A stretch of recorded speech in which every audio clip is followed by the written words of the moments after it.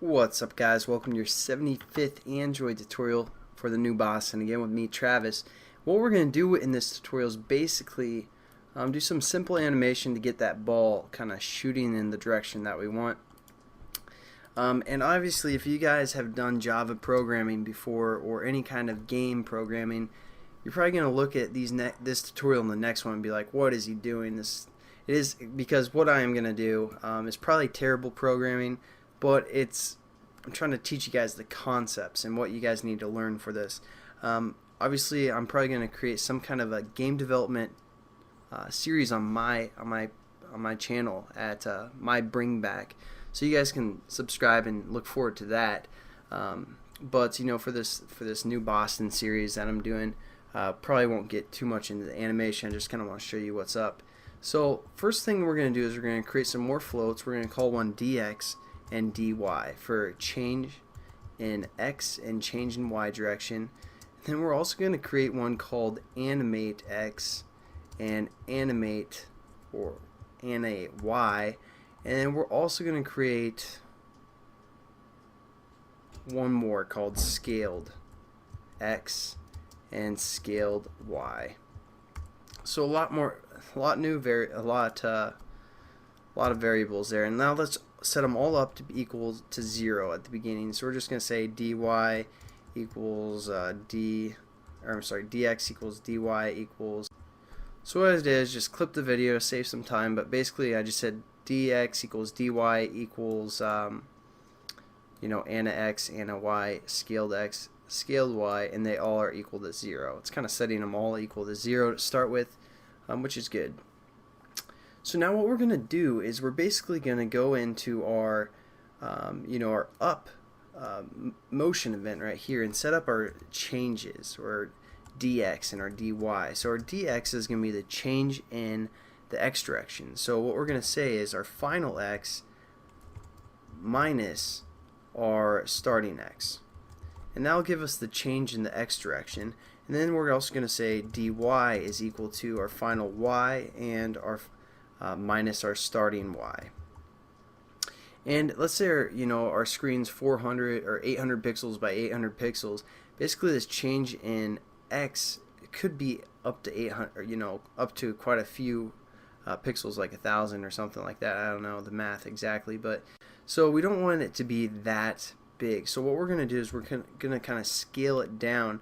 So we're just going to say our scaled x is equal to our dx divided by, like, let's just do 30 and see how that works.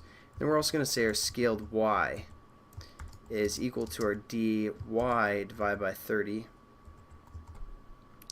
And there we go. We kind of have our scaled variables set up. Now what we're going to want to do is we're going to go into our actual animation. And so what we're going to just quickly do is we're going to copy the one that prints the ball, which was our test, is what we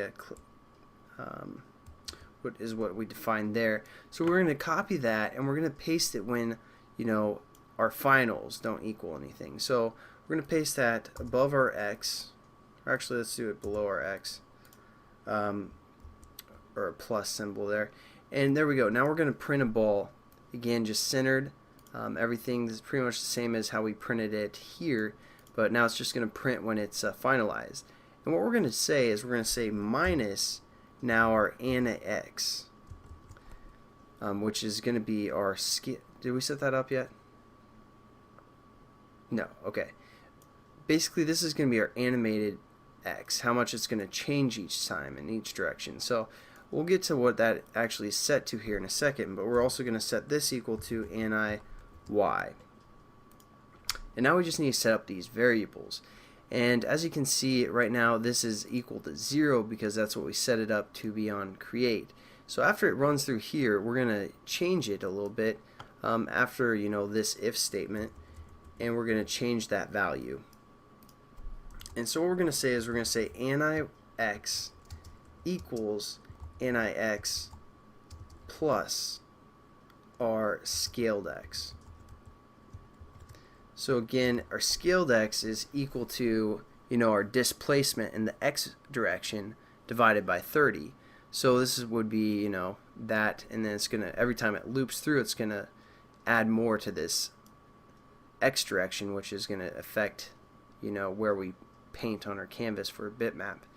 I don't know if that made quite sense or not, or if this is making sense at all, especially, you know,